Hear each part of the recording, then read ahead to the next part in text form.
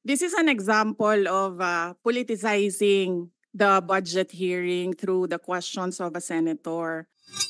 Madam Chair, hindi ko maintindihan yung ugali ng ating resource person.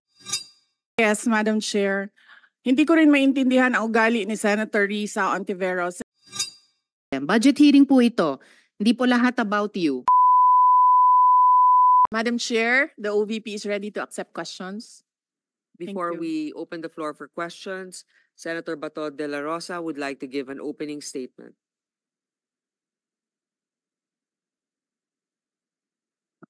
Thank you, Madam Chair. I would like to express my utmost support for the proposed budget of the Office of the Vice President for fiscal year 2025 under the leadership of our esteemed Vice President Sara Duterte. Government service is making the most out of what little resources an office may possess. It is about finding ways to promote the general welfare of the people, however limiting or restricting the circumstances are. The OVP can only do so much with its annual budget, but it has set a good example to other government offices and agencies in maximizing funds. Vice President Sara Duterte could have just stood by and done nothing, but she chose a more proactive role in furthering the noble cause of Bangon Pilipinas, which is inclusivity in achieving economic and social growth. I have full confidence that the leadership of our Vice President is guided by her deep commitment to unite a country whose political landscape is constantly beset by indivision. Thank you, Madam Chair. Thank you, Senator Bato. Senator Bongo will now give his opening statement. Magandang araw po sa ating lahat, no? Just want to express my support for the proposed budget of the Office of the Vice President for the year 2025. As a proud Dabawenyo, I have witnessed firsthand the remarkable work of VP Inday Sara Duterte. I can attest to the positive impact she has made on every community and the entire nation. Sa mga nakaraang taon, nagkaroon po ang OVP ng mga programang nagbibigay ng tunay na benepisyo po sa ating mga kababayan, from medical assistance to relief operations, educational support, pangkabuhayan programs at libreng sakay among others. In fact, the libreng sakay program has already served more than 638,000 passengers in Metro Manila, Bacolod, Cebu, and Davao in 2023 alone. Naalala ko po, meron pong pinahiram po sa akin na bus noong 2019 at ngayon po pinahiram rin po ito sa OVP at para po mas marami pang mga kababayan nating commuters ang makikinabang sa programang libreng sakay. In addition, we recently supported the Office of the Vice President to further augment its free bus rides. May ruta na po ito mula sa PITX hanggang Naik, Cavite at operational na po ito August 14. Malaking tulong po ito sa ating mga commuters dahil ang pamasaheng may titipid po nila 90 pesos hanggang 100 pesos. Bawat piso po ay napakahalaga po ito sa ating mga kababayang Pilipino, lalo-lalo na po yung mga mahirap nating kababayan. Ang programang ito ay tunay na nakakatulong sa pagpapagaan ng kanilang araw-araw na pamumuhay, kaya mas lalo pa po dapat natin itong suportahan. At we laud the calamity and disaster response of the OVP, which helped provide immediate relief assistance to more than 100,000 families affected by floods, fire, earthquake, among others. Muli, nais ko pong ihayag ang aking buong suporta po sa budget ng Office of the Vice President. Maraming salamat po, Madam Chair. Thank you, Senator Bongo. I would like to recognize Senator Jinggoy Estrada for his opening. Thank you, Madam Chair. The Office of the Vice President has been an active partner of various government agencies in providing vital services to our kababayan, thus fulfilling its mandate to improve their lives and livelihood. Through the various programs that the OVP implements, our countrymen in the marginalized sector are empowered to become contributors to our nation's progress. For the year 2025, the OVP will implement 2 new programs that aim to promote education and health. One of the programs is the Educational Assistance Program, which will reach out to the poor, marginalized, vulnerable, and disadvantaged families. Another one is the Wheelchair Program, which will cater to individuals in need of wheelchairs. I am certain that these programs will greatly benefit our people. Sa katunayan, ito rin po ang madalas na idinudulog sa aming tanggapan dito sa Senado at ikinagalak namin na maglulunsad ng Office of Vice President ng mga programa upang tugunan ito. Maraming salamat po sa ating butihing pangalawang Pangulo, Vice President Sara Zimmerman Duterte, sa kanyang mapagmahal na paglilingkod sa ating mga kababayan. Marami po ang umaasa sa mga programang inyong pinatutupad. At dahil dito ay patuloy namin susuportahan ang pagbibigay ng sapat na pondo upang may pagpatuloy ninyo ang mga ito at makatulong sa mas marami pa nating mga kababayan. Madam Chair, I would like to manifest my steadfast support for the approval of the proposed 2025 budget of the Office of the Vice President. Thank you, Madam Chair. Thank you, Senator Jinggoy.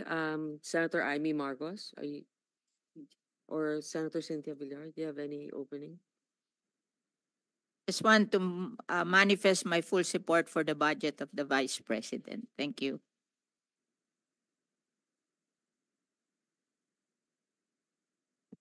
No introductory statements thus far, but from what I've seen, I think the limited budget of the Office of the Vice President is an illustration that budgetary restraint should not serve as limitations in performing, but should inspire other government offices to be more innovative and to have more initiative. So it should be an illustration of how we should really deliver services to the people. So thank you, the Office of the Vice President. I am here to show my full support to the immediate passage of the budget of the Office of the Vice President. Thank you. Thank you, Senator Tolentino. I'd like to acknowledge the presence of my colleagues here today. I think I've only acknowledged two. I should acknowledge also Senator Tolentino, Senator Bongo, earlier Senator Bato, Senator Jinggoy Estrada, and now Senator Risa Hontiveros.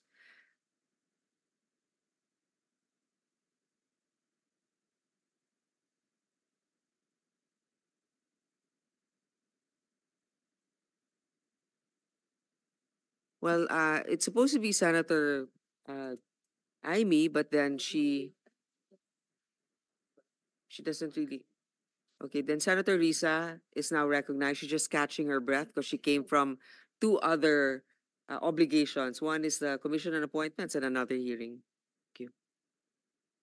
Salamat po, Chair, at magandang hapon po sa lahat, mga kasama ko sa Senado at yung OVP family. Dalawang tanong lang po, Chair, para ngayong araw. Una po, I note that a huge chunk of the OVP's 2025 operations budget, 1.909 billion pesos, will be used for the delivery of socio-economic programs, such as one medical and burial assistance program. This supplements other healthcare programs of the government to assist indigent individuals and families. For 2025, 771.445 million will be allocated for the program. Sa loob niyan, 600 million pesos for medical assistance and 171.445 million for burial assistance, which are, Madam Chair, very similar to the medical assistance to indigent or financially incapacitated patients program o MAIF-IP of the DOH. And DSWDs, Assistance for Individuals in Crisis Situations, or AICS. Pangalawa, disaster operations, which aims to provide relief goods to disaster-stricken areas not commonly reached by other agencies. Para doon, 101.644 million pesos. And is also similar doon naman sa disaster risk management program of the DSWD. Third, relief for individuals in crisis and emergencies, or providing food boxes or food items to families who are ineligible for OVP's other services. So 50 million pesos, which is also similar to DSWD's AICS. And last, Magnegosyo Taday, livelihood assistance for those with entrepreneurial skills, 150 million pesos, which is also similar to DOLE's naman, Integrated Livelihood Program o DLIP. So, ang tanong ko po dito, Madam Chair, anong nag-lead sa OVP na mag-consider na i-launch yung ganitong programs? May ginawa bang studies para suportahan yung pagkakaroon ng ganitong programs na parallel naman sa katulad at existing programs ng iba't iba nating line agencies, Madam Chair? Yes, Madam Chair. Thank you. Noong ako po ay nangampanya, 3 lang po yung sinabi ko na plataforma. Una po, trabaho. Pangalawa po, edukasyon. At 3, mapayapang pamumuhay para sa ating mga mamamayan. Nung pumasok po kami sa Office of the Vice President, tiningnan po namin ang mga pinakamaraming requests ng ating mga kababayan. Una-una po, ang lagi po naming natatanggap na request ay medical and burial assistance. Pangalawa po ay financial assistance. Pangatlo, lagi silang humihingi ng tulong sa pagkain. At pang-apat, very recently sa tali ng mga requests, no? Yes, sa tali ng mga requests is yung educational assistance na sinasabi ng mga kababayan natin. Sinasabi namin lagi sa kanila, libre naman yung public schools. Ngayon ay libre na rin yung higher educational institutions. Pero sinasabi nila nahihirapan kasi sila sa plete, nahihirapan sila sa pabaon ng mga bata at sa pagkain ng mga bata. Kaya meron kaming bago, ito yung educational assistance. At ang panghuli naman, lagi naming natatanggap na request galing sa ating mga kababayan ay kapag sila ay naging biktima ng disaster, whether man-made or natural disasters. So sila po ay lumalapit sa Office of the Vice President. Totoo po, merong mga ibang local government units at ibang national government agencies na ganito po ang kanilang programa. Pero po, nung ako ay umupo as a Vice President, I took an oath, and doon sa oath, I said that I will do justice to every man. So hindi po kami pwedeng humindi sa mga tao na humihingi ng tulong, lalong-lalo na ay kaparte ng gobyerno ang Office of the Vice President. Salamat, VP, Madam Chair. Sabi nga ng VP, Madam Chair, libre na yung public school, libre na rin yung higher education, bagamat ni-note nila na sinasabi ng mga nagre-request na nahihirapan pa rin sila sa ilang mga programs na nakalodge sa ilalim ng libreng edukasyon na iyan. Kaya nga kinonsider nilang mag-launch ng ganitong mga katulad na programs. Iko-consider ba ng VP na i-lodge na lang yung mga budgets nitong mga programa dun na lang sa mga line agencies natin, tapos mag-request na lang ang OVP ng allocation para in sync sa priorities ng executive department sa halip na magkaroon pa ng hiwalay pero magkatulad naman na programa, Madam Chair? Madam Chair, we only submit the budget and we leave it to the discretion of all the members of Congress to decide on the budget. We can only propose a budget for the Office of the Vice President. Pero magbibigay po ako ng halimbawa kung ganun po ang gagawin natin. Tulad po ng AIX ng DSWD. Kapag meron po kaming nire-refer o binibigyan ng endorsement ng AIX sa DSWD, kadalasan po nasagot sa amin ay hindi pwede dahil galing yan sa Office of the Vice President at kalaban yan.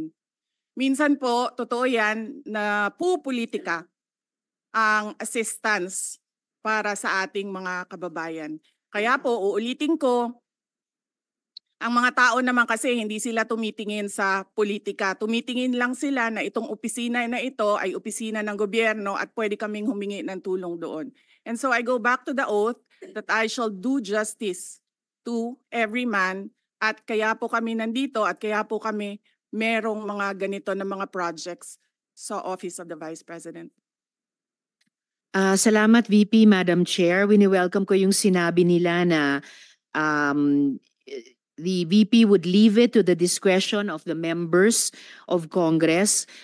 Medyo nagitla ako nung sinabing minsan pag may nire-refer ang OVP para sa IX, ang feedback ay kalaban niyan. Dahil Madam Chair, I believe tayo sa Kongreso when we appropriate the budget, merong implicit na assumption tayo doon na pagkatapos, in the exercise of our oversight function, yung parehong level ng professionalism we demand of ourselves ay resumption of regularity, ina-expect natin sa lahat ng members ng executive, lalo na when they are working together. Kaya, gaya ng sinabi ko kanina, wini-welcome ko yung sinabi ni VP na they would leave it to the discretion of the members of Congress, and tayo naman ay hindi tayo bibitaw sa mahigpit nating pag-ensure na these programs be implemented by the appropriate agencies o kahit in collaboration with each other na naaayon talaga sa tamang standards above partisan politics. And therefore, at the proper time, Madam Chair, gagawa ako ng proper motion para i-lodge yung budgets ng mga programang ito sa line agencies na may klarong opportunity for OVP na mag-request for allocation as for other offices in the executive. Yung huling tanong ko sa ngayon, Madam Chair, for 2025, one of the OVP's programs, Pagbabago Campaign, 1 Million Learners Entries, involves the provision of bags to 1 million learners in remote communities while initiating tree planting activities. This gets an appropriation of 100 million pesos. Part of this campaign is an allocation of 10 million pesos for the distribution of Isang Kaibigan books, a children's book authored by the VP. Pwede po bang sabihin ni VP sa atin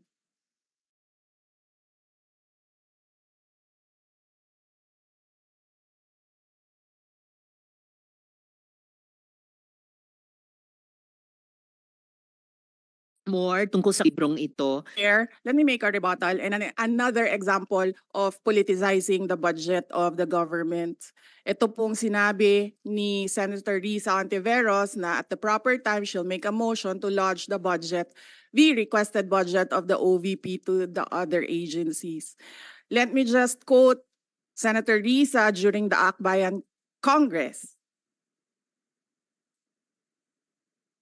Alam ko po na ang daming kalat ni Duterte na hirap tayong linisin. Ang kadiliman noong panahon niya ay talaga namang nanuot sa ating lipunan para mansa na napakahirap tanggalin. At habang ang anak niya ay may kapangyarihan pa, hindi magiging madali ang ating laban. While VP Sara is in power, the threat of a full-blown Duterte comeback is still a very real and present danger.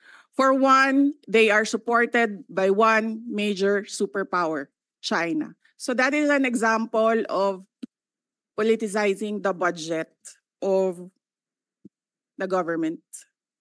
May we request, Madam Chair, that Senator Risa Ontiveros repeat the last question. I will certainly, if you request, Madam Chair, repeat my question dahil walang kinalaman sa kasasabi lang ng VP ngayon.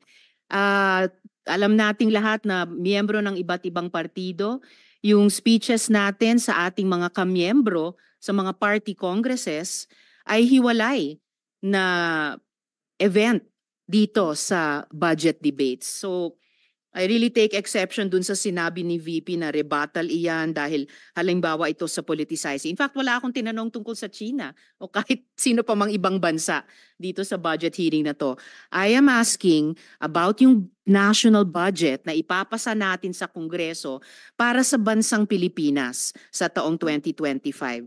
At ang pangalawang at huling tanong ko sa ngayon, before I make at the proper time propose an amendment which may or may not be accepted by the chair and by the colleagues para nga mas i-align ang mga kaperahan natin lalo na't masikip ang fiscal space natin dun sa mga appropriate programs sa appropriate agencies na Malayang-malaya ang OVP makipag-partner sa kanila tulad ng sino pang opisina sa executive. Ang tanong ko po ay ilang mga libro ng isang kaibigan ay bibilihin at i-distribute at ano, if the VP could tell us more about the contents ng librong ito. Madam Chair. Madam Chair, the book is not for sale. We only pay for the publication of the book. And we will send Senator Antiveros a copy so that she will know what is the content of the book.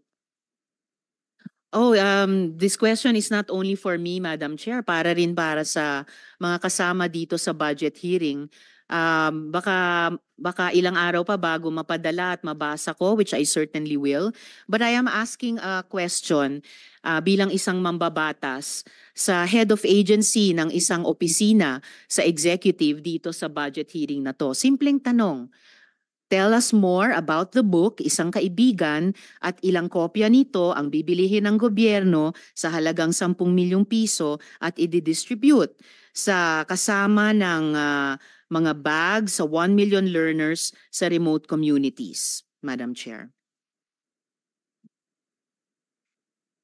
Madam Chair, this is an example of politicizing the budget hearing through the questions of a senator. Ang problema niya kasi, nakalagay yung pangalan ko doon sa libro. At yung libro na yan, ibibigay namin doon sa mga bata. At yung mga bata na yan, may mga magulang na boboto. At yung pangalan ko ay nagkalat doon sa kung saan man ibibigay yung libro. Madam Chair, we commit to send tomorrow everyone in this room a copy of the book. Madam Chair, hindi ko maintindihan yung ugali ng ating resource person. It is a simple question. Paulit-ulit na this is politicizing. Ang VP ang nagbanggit ng salitang boboto. Wala akong sinabing boboto. I'm simply asking, hindi ko ma-imagine we're making so much trouble, so much fuss about a 10 million peso item na itinatanong ko lang simpleng, what is the book about? At ilang kopya ang bibilihin ng gobyerno sa halagang 10 milyong piso at i-distribute. I don't appreciate this kind of attitude, Madam Chair. Usually, ang resource persons natin ay nagbibigay ng parehong institutional courtesy sa legislature na ibinibigay natin sa executive. I don't appreciate this kind of attitude. Tolentino, do you have Madam Chair. Yes, Madam Chair. Hindi ko rin maintindihan ang ugali ni Senator Risa Ontiveros. And I do not appreciate, ano yung sinabi niya? I do not appreciate this kind of behavior and attitude. Madam Chair, noong 2016, tumatakbo si Senator Risa Ontiveros na senator, nakailang talo na siya. So, Dalawa, Madam Chair. okay, dalawa. Natatakot siya sa pangatlong talo niya, kaya pumunta siya sa Davao. Humingi siya ng tulong. Tinulungan siya ng isang kagawad ng Davao na ngayon hindi na siya sinusuportahan. Humingi siya ng tulong sa akin, thinking na hindi mananalo si President Rodrigo Duterte. Kinausap niya ako ng kinausap doon sa law office ko sa Davao City. Sabi ko sa kanya, o sige, tutulungan kita. Chinika niya ako ng chinika. Tapos umalis siya. Siyempre, hindi naman siya tumutulong kay Pangulong Duterte. Hindi din totoo yung sinabi ko na tutulungan kita. Tinext niya ako. Pwede ba akong mag-follow up sa hinihingi kong tulong sa boto dyan sa Davao City? So sabi ko sa kanya, okay, sige. So tinawagan ko at sinabihan ko at pinakiusapan ko ng pinakiusapan si former Congressman Milen Garcia. Sabi ko sa kanya, Kong, tulungan mo ito. Bigyan mo na lang ng ilang barangay mo at ilang mga leaders mo. Ayaw pa siya tulungan ni former Congressman Milen Garcia. Pinakiusapan ko ulit, Kong, please tulungan mo na lang. Nanalo na siya at nung nanalo siya, anong ginawa niya? Siya ang pinakaunang umatake kay President Rodrigo Duterte. Anong tawag sa ugaling ganito? with due respect to our resource persons and also our colleagues, I think this doesn't really. I understand there's history among all of us here, but I think that we should really stick to the budget. And I think uh, this is just being very objective. I would like to ask also, since we're going to be furnished a copy tomorrow, we can look at it and evaluate what the content of the book is. Um, but maybe just a general, we won't ask line by line, ano ba yung libro na yan? But tell me, is it for good manners and right conduct? That's fine. Is it science? Is it history? So maybe just a general one, so we can just answer it, because I understand that every office will have its own advocacy and initiative. So, but then I don't think it's also wrong for us to be curious what it is about. So just a general one. Any of the undersecretaries can tell me what the topic of the book is. Is it history? What is it? Madam Chair, the explanation is in the title, Isang Kaibigan. It's about friendship. Okay. Then that's for the record. It's about friendship. Madam Ar- Chair, just a last point. Okay. So kung sana ganun yung naging sagot sa simula pa, 'di ba? Napakasimple. Simpleng tanong, dapat simpleng sagot. Nagkwento pa ng kwento na sinabi dati na walang kinalaman sa tanong ko. Just for the record, as a last point, Madam Chair, this is public funds and we're making inquiries about them. Budget hearing po ito. Hindi po lahat about you. Pera po ito ng taong bayan. For the record, I Madam think Chair. let's Thank not you, get Madam Chair. personal, but Yes. I understand the emotion is high. But let's continue on. If you have any more questions, Senator Risa, we will Those have are a just round my table. 2 questions, Madam Chair. Okay. Maraming salamat po. Thank you. Senator Tolentino, you had your hand raised earlier. I was about to ask for a minute suspension of the hearing, but since the good chairperson of this committee already gave her guidance on how this budget hearing should proceed, I defer to the wisdom of the chairperson. Thank you. I would like to acknowledge the presence of Senator Bong Revilla and Senator Robin Hood Padilla. Thank you. Anybody else? Senator Mark Villar as well. And Senator Alan and Senator Alan Cayetano. Any more questions? Yes. Senator Amy Marcos, you're recognized. Yes, samantalang nasimulan na ang pagtatanong tungkol sa budget, nais kong bigyan ng pagkakataon ng pangalawang Pangulo na sumagot sa mga pumupuna sa kanya at laging binabanggit ang mga COA report ng 2022-2023 na mababa daw ang implementasyon at kulang daw ang internal controls at guidelines. May masasabi po ba tayo tungkol dito? May kasagutan po ba ito? Madam Chair, yes, we call on Attorney Rosaline Sanchez to answer the question. Good afternoon, Madam Chair. On the first question on the low implementation of some of the programs, Your Honor, some of the programs were just started to be implemented by the office in 2023. So we are still in the process of fine-tuning the details of the program and obtaining the requirements from the applicants of the programs. Specifically on the Magnegosyo Taday project, we have seen that some of our target beneficiaries have difficulty in complying with the requirements, and we are closely working with the Commission on Audit to streamline the process for the application of the program. And on the controls, on the matter of controls, Madam Chair, we would like to know that we have not received, we would like to know that audit findings are still not yet final, and we are again working closely with COA to improve our processes and address the issues that they have raised during the audit, Madam Chair.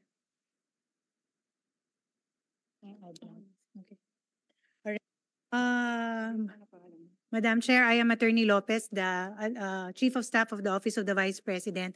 As regards the first question on the matter of the low implementation rate of the Office of the Vice President, for the past 2 years, Your Honor, for year 2022 and 2023, as we have presented early on, the Office of the Vice President has a 92% utilization rate actually, but it is as of date, as of now, as of June, July, the rate is stands at 40%, primarily because most of our programs are rolled out towards the second semester. Particularly, for example, the Pagbabago Bag in time for the opening of the school year, and also the launch of our Pansarap program, which we will also be launching upon school opening. So this is a big bulk of the budget of the Office of the Vice President. Hence, there is a low utilization rate. But at the end of the year, all of this, Madam Chair, as we have, as records will bear out, it will be around the 90 to 92% utilization rate. Yes, congratulations. So that therefore, those who say that the same observations have been made by COA for the past 2 years are inaccurate and unaware of the actions already taken by the OVP. Is that correct? Ma'am, the matter of the low, it is correct as regards the matter of the first semester, because we really do have a low utilization rate for even for the past years as regards the first semester. But The towards repeated the observation from COA is regards to the inadequate guidelines, processes, and the lack of internal control. Yun ang naulit ng 2 taon. Na isaayos na ba yan? Kasi Opo. nabanggit ni attorney na kausap na ninyo yung COA at ginagawa na ng guidelines na sapat. That is correct, Your Honor. We are working continuously with the team from the Commission on Audit to improve and streamline our processes and guidelines. Nakakatuwa yung budget ninyo, nautangan pa kayo ng CHED. Nabayaran na ba kayo ng 18 million na utang?